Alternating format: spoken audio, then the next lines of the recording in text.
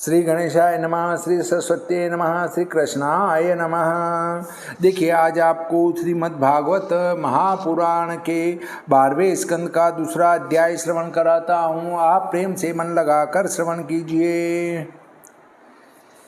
दूसरे जब कलिकाल को बड़े दोष अत्यंत, तब हरि कल की रूप धरी मार ही दुष्ट असंत। श्री सुखदेव जी बोले कि हे राजन, इसके उपरांत फिर महाबलवान काल से के प्रभाव से दिन पर दिन धर्म, सत्य, शौच, क्षमा, दया, आयु, बल, स्मरण आदि घटता चला जाएगा। कली युग के विषय जिस पुरुष के पास धन होगा वही बलवान, गुण निदान, आचारवान और बुद्धिमान कहलावेगा।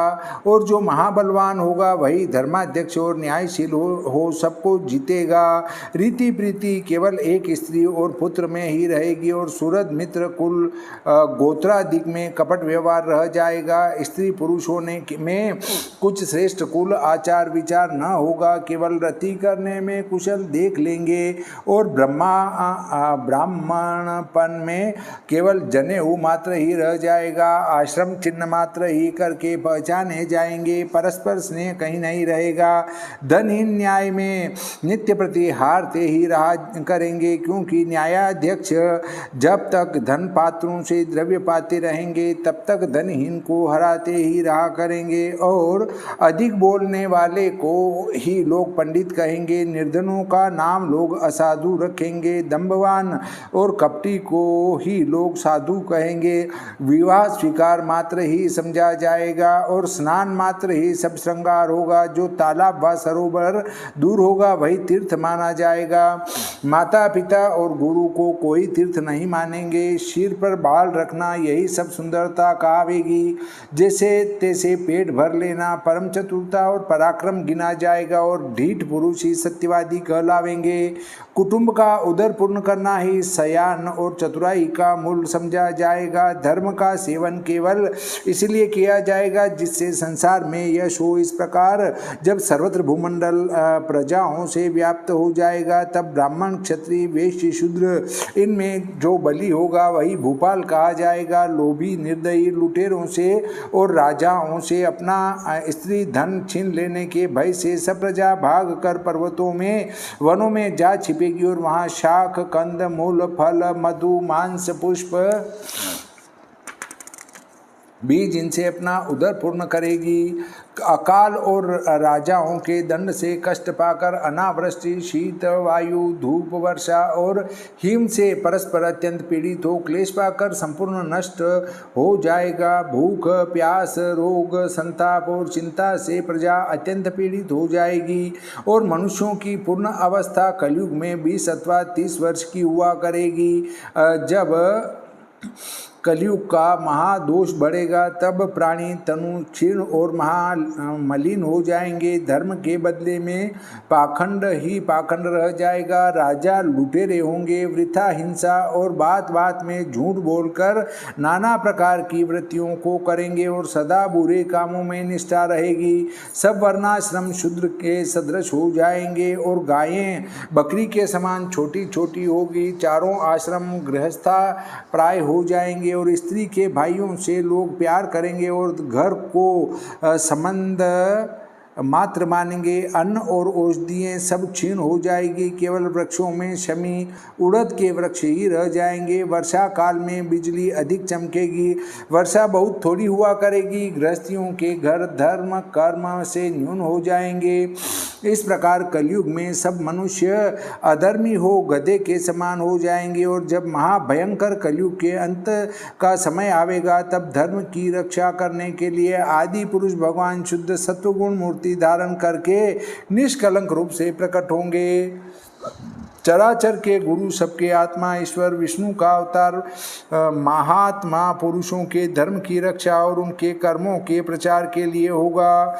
उस विष्णु यशी ब्राह्मण के घर में चैत्र शुक्ला द्वादशी को विष्णु भगवान कल की अवतार धारण करेंगे। चैत्र शुक्ल पक्ष की 12 को अवतार धारण करेंगे। उसी समय देवता लोग अत्यंत शीघ्रगामी देवदत्त नाम एक घोड़ा लेकर उनके सम्मुख उपस्थित होंगे। भगवान उस घोड़े पर चढ़कर खड्ग हाथ में ले दुष्टों के दमन करता, अणिमादिक अष्ट सिद्धियों से संयुक्त जगदीश्वर अनुपम कांति वाले महातेजस्वी कल्कि रूप से राजाओं का सा वेश धारण किए उस घोड़े पर चढ़ करोड़ों चोरों का विध्वंस करेंगे।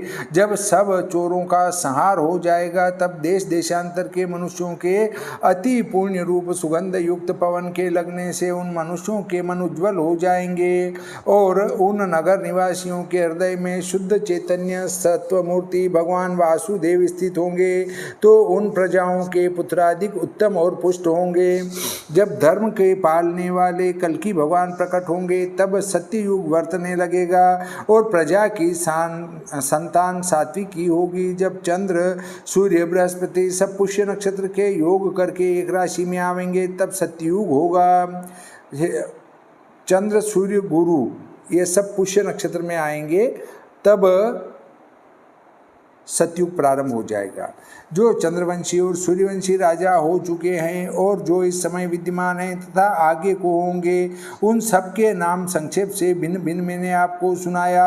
तुम्हारे जन्म से लेकर नंद के राज्य तक 1510 वर्ष बीत गए। आकाश में सप्तऋषियों के मध्य जो दो तारे पुलह और ऋतु पहले दिखते हैं, उन दोनों के मध्य में रात्रि के समय दोनों को समान देखने वाले अरुंधति के नक्षत्र सहित सप्तऋषि मनुष्यों के 100 वर्ष तक प्रत्येक नक्षत्र पर रहा करते हैं। अर्थात जैसे चंद्रमा एक नक्षत्र पर एक दिवस रहता है, उसी प्रकार सप्तऋषि 100 वर्ष के अनुमान एक नक्षत्र पर रहते हैं। यही सप्तऋषि तुम्हारे जन्म के समय मघा नक्षत्र पर थे और इस समय भी मघा नक्षत्र पर स्थित हैं। कलयुग के आने का समय ठीक ठीक इस प्रकार निश्चय किया है कि जब महातेजस्वी शुद्ध सत्वमूर्ति श्री कृष्ण भगवान अपने परम धाम को सिधारे, उसी समय कलयुग ने इस लोक में अपना प्रवेश किया। जिस कलयुग के आते ही मनुष्यों की पाप में रुचि हुई। हे राजन, जब तक रमापति भगवान अपने चर्रार बिंदुओं से पृथ्वी का स्पर्श करते हुए इस पर विराजमान रहे, तब तक कलयुग पृथ्वी पर अपना कुछ कर्तव्य न कर सका। जब से मघा नक्षत्र में सप्तऋषि वर्तमान होते हैं, तभी से प्रवृत्त होकर देवताओं के 1200 वर्ष तक कलयुग रहता है।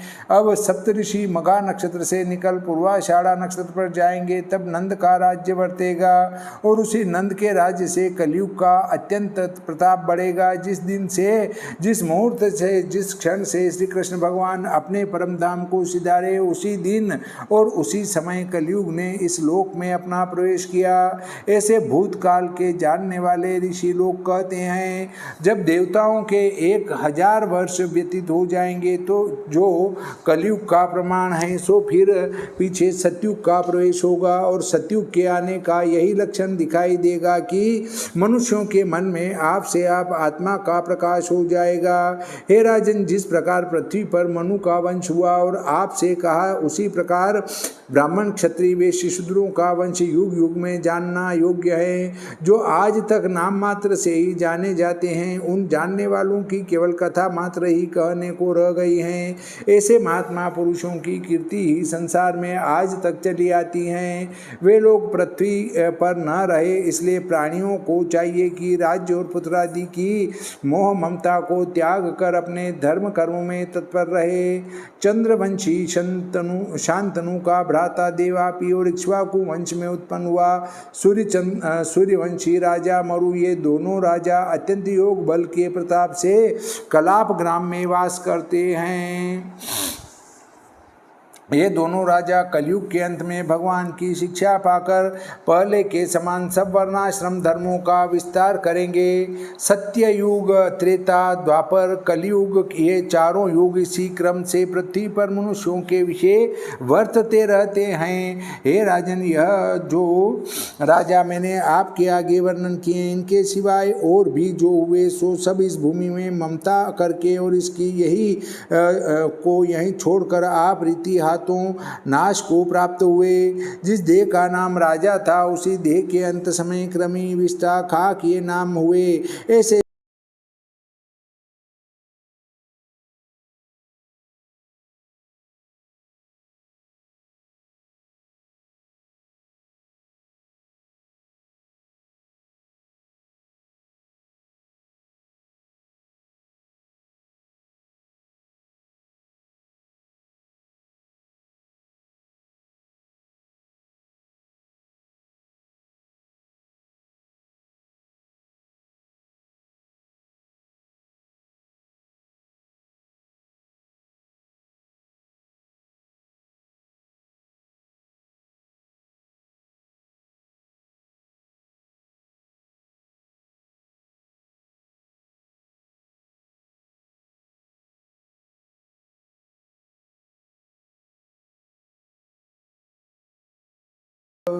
श्री कृष्णचंद्र भगवान की जय, श्री बजरंगबली की जय, सरस्वती मैया की जय, श्री रामचंद्र भगवान की जय, श्री गणपति जी महाराज की जय।